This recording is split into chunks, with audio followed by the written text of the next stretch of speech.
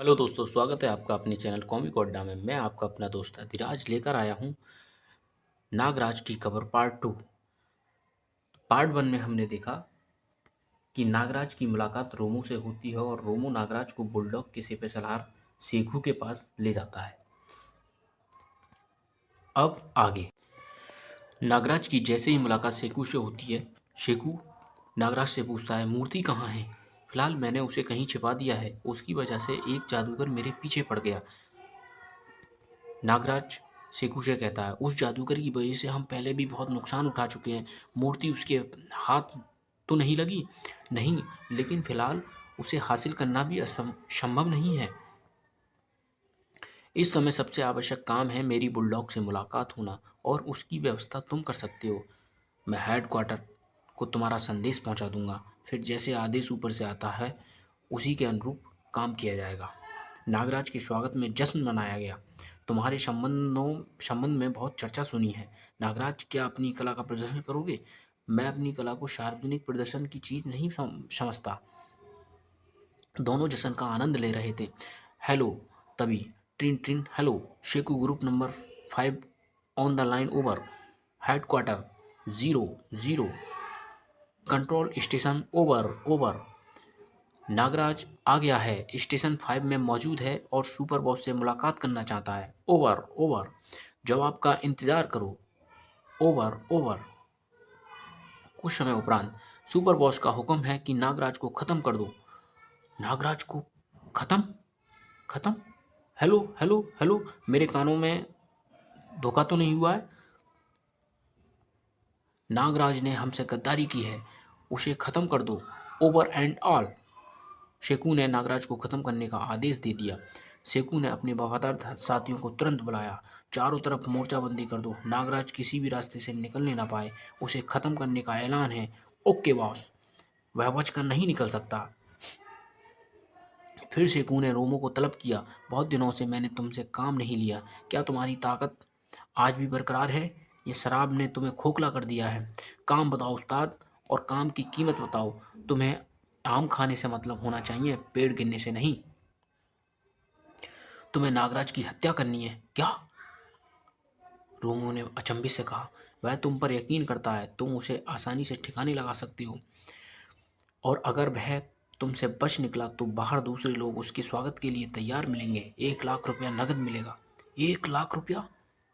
इसके लिए तो मैं अपना भी कत्ल कर दूं सरकार। लेकिन क्या मैं पूछ सकता हूं ये फैसला अचानक कैसे हुआ? सुपर बॉस का ऑर्डर आया है। रोमो नागराज के पास पहुंचा, जो एक झोंपड़ी में शेकू का मेहमान बना हुआ था। तुम्हारे कत्ल का फरमान लेकर आया हूं। इसका मतलब भेद भेद नहीं रहा? नागराज ने रोमो से कहा। इतनी जल्दी शुरुआत हो जाएगी, मुझे उम्मीद नहीं थी। तुम मुझे जख्मी करके यहाँ से भाग निकलो और मैं बताता हूँ कि भागने के लिए तुम्हें कौन सा रास्ता अपनाना है। नहीं रोमो, जिन लोगों को मालूम हो चुका है कि नागराज ने गद्दारी की है, वे तुम्हारी गद्दारी से भी वाकिफ होंगे, इसीलिए मैं तुम्हें साथ लेकर ही जाऊंगा। अगर उन्हें मेरी गद्दारी का पता चल गया था तो फिर उन्होंने मुझे तुम्हारे कत्ल के लिए एक मोटी रकम की पेशकश क्यों की? इसका जवाब मैं तुम्हें दूंगा। पीछे से आवाज आई। ओ शेखू, तुम हमारी बातें सुन रहे थे? मैं अपने कमरे में बैठकर सारी बातें सुन सकता हूँ। देखो वो इस गुलदस्ते में क्या है। गुलदस्ते में एक माइक्रोफोन था। मैंने कच्ची गोलियां नहीं खेली हैं। नागराज, आश्चर्य इस बात का है कि रोमो को तुमने अपने फरेब में कैसे ले लिया। डोंट मूव, मेरे साथ सच्चे निशानेबाज हैं। मेरा ख्याल था कि 1 लाख के लालच में रोमो तुम्हें कत्ल कर देगा, या फिर तुम रोमो को कत्ल कर दोगे। फिर तुम में से एक रहेगा जिसे बाहर निकलते ही गोलियों से भून दिया जाएगा। लेकिन तुम तो कहते थे कि सुपर बॉस का हुक्म है। सुपर बॉस के हुक्म के बाद ही तो मुझे तुम्हारी गद्दारी का एहसास हो गया रोमो। बहरहाल, अब दोनों मरने के लिए तैयार हो जाओ। और गोलियां का ऑर्डर दे दिया। टट टट टट टट डट डट डट डट। बहुत सारी गोलियां बरस रही थीं। आ ई की आवाज़ आ रही थी। फुस फुस फुस। नागराज अपने दोनों हाथों से अपने नागों को ऊपर छोड़ रहा था। इधर गोलियों की आवाज़, इधर नागों की फुसफुसाहट। अपने साथियों पर सांपों का हमला होते देख शेखू भाग खड़ा हुआ। कमान रोमो, नागराज ने रोमो से कहा। जमीन से चिपक जाओ, दाएं दाएं दाएं दाएं दाएं। और दोनों जमीन से चिपकने लगे। इधर नागराज बार पे बार किए जा रहा था, उधर गोलियों की आवाज़ पे आवाज़ आ रही थी। उनकी गोलियों मेरा पीछा करेंगी, मैं उनका सारा ध्यान अपनी तरफ केंद्रित कर रखूंगा और इस बीच तुम फरार हो सकते हो। नागराज ने उनसे कहा, मैं पीठ दिखाकर भागने वालों में से नहीं हूँ, तो मैं यहाँ अकेले छोड़कर नहीं भाग सकता उस्ताद, अभी मेरा भी कमाल देखो, रोमो ने कहा। रोमो एक नशे में धुत बेवड़ा। ओह, नागराज तो सांप की तरह तेजी से रेंगता निकल गया, मुझे भी अपनी कला का प्रदर्शन करना चाहिए। टट इधर गोलियां की आवाज़, इधर फुसफुसाहट की आवाज़, दाएं दाएं धुआं धुआं धड़ाम, हर तरफ गोलीबारी चल रही थी। इधर रोमो छप्पड़ फाड़ कर कूदा और आकर गिरा जमीन पर, या धूम धड़ाक। उधर नागराज ने अपने नाग छोड़ दिए थे। ठक ठक नागों ने डसना स्टार्ट कर दिया। इधर गोलीबाजी चल रही थी, ठक ठक ठक ठक तड़ाक तड़ाक, टट फुस फुस फुस। जिप सेकू के अड्डे पर तबाही के बादल मंडराने लगे। ले अब भाग, अब आग का खेल देख। इधर रोमो ने दोनों हाथों में मसाल ले ली थी और चारों तरफ घुमाने लगा मसाल। इधर मसाल लिए रोमो, उधर नागराज के नाग उन सिपह सलारों को डस रहे थे, एक एक करके खात्मा करते जा रहे थे। शां शां शां शां शां शां शां, सांप सांप सांप सांप सांप सांप सांप सांप की आवाज़। ठीक से सेकू के पालतू कुत्तों के मुंह से सांप सांप सांप की आवाज़ भी नहीं निकल रही थी, साए साए साए साए किए जा रहे थे। तभी सेकू भाग रहा है, नागराज ने देखा, मगर सेकू को नागराज के नाग ने रोक लिया। बाप रे, सांप सांप, इतना बड़ा सांप। बस्ती में शोर मच गया, लोग बस्ती छोड़कर भागने लगे। झोंपड़ियों में भीषण आग लग गई थी, आग की लपटों में झोंपड़ियां सारी घिर चुकी थी। तू जिंदा रहकर हमारे काम आ सकता है। रोमो अब तक नहीं आया, मैं यहाँ पहले से तुम्हारा इंतजार कर रहा हूँ उस्ताद। और नागराज उस शेखू को उठा कर अपने साथ ले आया। उधर रोमो पहले से ही पहाड़ी पर जा पहुंचा था। तुम ये थैले में क्या भर लाए? कीमती शराब की बहुत सी बोतलें मिल गई हैं, मैं उन्हें समेट लाया। रोमो ने शराब से पूरा थैला भर रखा था। किसी सुरक्षित जगह चलो, झींगागार से अधिक सुरक्षित जगह कोई हो ही नहीं सकती, रोमो ने कहा। दोनों झींगागार पहुंच गए। शेकू डर के मारे बेहोश हो गया। इससे होश में लाओ। ये कुत्ता होश में आ गया उस्ताद, रोमो ने 2-4 लगाए और वह होश में आ गया। मेरी आंखों में देख सेकू, शाबाश शाबाश शाबाश, अब तू मीठी नींद सो जा। नागराज ने शेकू को अपनी सर्पीली आंखों से सम्मोहित कर डाला। बुलडॉग के अधीन कितने स्टेशन काम कर रहे हैं? 7 की पूर्ण जानकारी दो। नागराज ने सम्मोहित करने के बाद उससे सब कुछ उगलवाना स्टार्ट कर दिया। सम्मोहित अवस्था में नागराज ने शेकू से बहुत सी बातों की जानकारी हासिल कर ली। उस्ताद, तुम तो जादूगर भी हो। शेकू जैसे 6 बॉस और हैं जो बुलडॉग के अधीन काम कर रहे हैं। इस तरह बुलडॉग के गिरोह की रीढ़ में 6 जोड़ हैं और बाकी पहले हम इन जोड़ों को तोड़ेंगे, नागराज ने रोमो से कहा। उसके बाद रीढ़ की हड्डी टूट जाएगी। ये गार मुझे बेहद पसंद आया। सेकू को यहीं कैद रहने दो, मैं भी अपने कैदी यहीं रखना पसंद करता हूँ। अगली सुबह यहाँ सबसे करीब स्टेशन नंबर 4 पड़ता है। पूरा नक्शा तुम्हारे दिमाग में आ गया होगा रोमो, तुमने ये इलाका देखा भरा हुआ है, घुमा हुआ है। हाँ, स्टेशन 4 डिब्रू पहाड़ी पर है। ये लोग डिब्रू पहाड़ी की ओर रवाना हो गए। उधर बुलडॉग के हेडक्वार्टर में खलबली मच गई। तुम सब लोग मुझे मनहूस खबरें सुनाने आए हो, बुलडॉग ने कहा।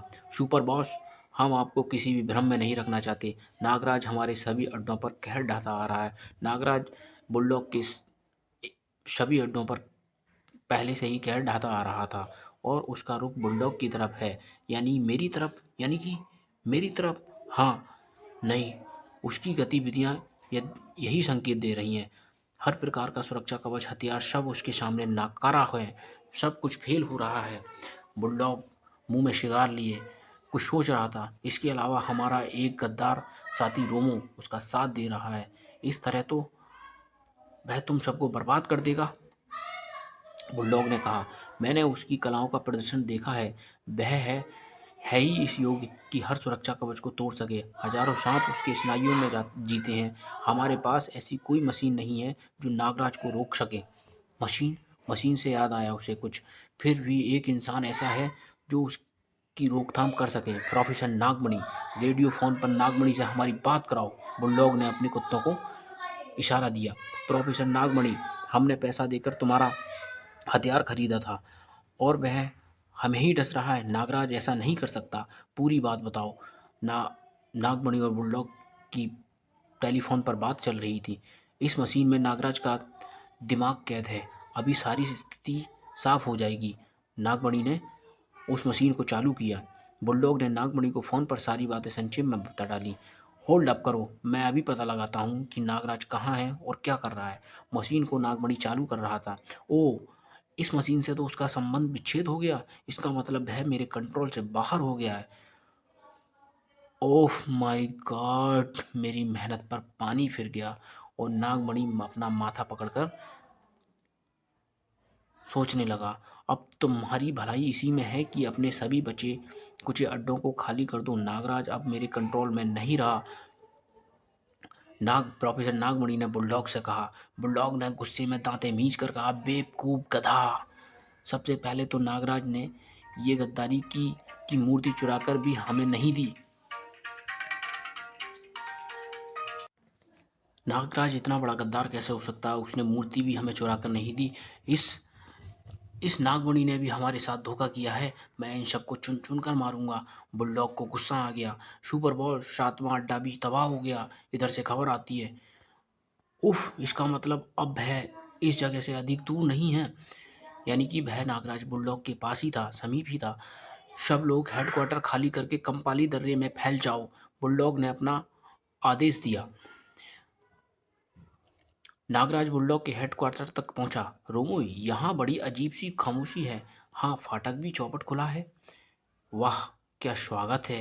वीराना ही वीराना। रोमो ने नागराज से कहा। फाटक बंद हो गया। जैसे ही नागराज ने एंट्री करी, फाटक बंद हो गया और चार दीवारी पर भी बिजली का करंट प्रवाहित कर दिया गया होगा। नागराज ने सोचा, लेकिन यहाँ तो कोई भी नजर नहीं आ रहा उस्ताद। रोमो ने कहा।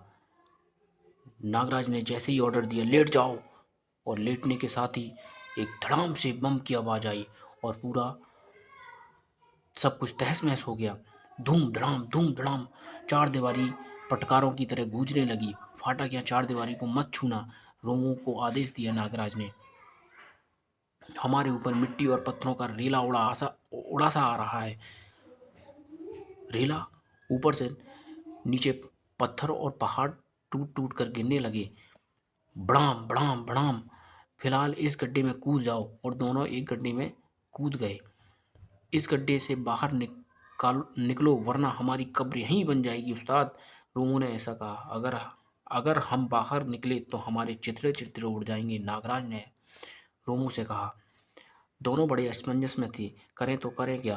कुछ समाधान सूझ नहीं रहा था। उन्होंने इस हर इंच पर मौत बिछा दी है और हम पर उनकी नज़र है। सब कुछ दूर से कंट्रोल हो रहा है। ओ, जमीन में भूकंप, मिट्टी और पत्थरों का रेला। जमीन में पर दरारें पड़ रही थी। बुलडॉग ने उस सारे डिब्रूगढ़ टापू को इस तरीके से बना रखा था कि वह उसके इशारे पर चल सके और जमीन धंसने लगी। तभी अचानक से, बस हमारा किस्सा खत्म हो गया उस्ताद, हमारा किस्सा खत्म हो गया। रोमो नागराज से बार बार यही कह रहा था, बस हमारा किस्सा खत्म हो गया उस्ताद। मैं मैं आखिरी बोतल मुंह से लगा लूं। और रोमू ने इतना कहते कहते आखिरी बोतल की सील खोली और मुंह से लगाकर गड़क गड़क गड़क गड़क कर कर पी गया। तो नागराज की कब्र में कहानी, नागराज की कब्र यहीं पर समाप्त होती है। आगे की कहानी में देखेंगे क्या नागराज इस कब्र से बाहर आ सकेगा, और आ सकेगा तो कैसे आएगा?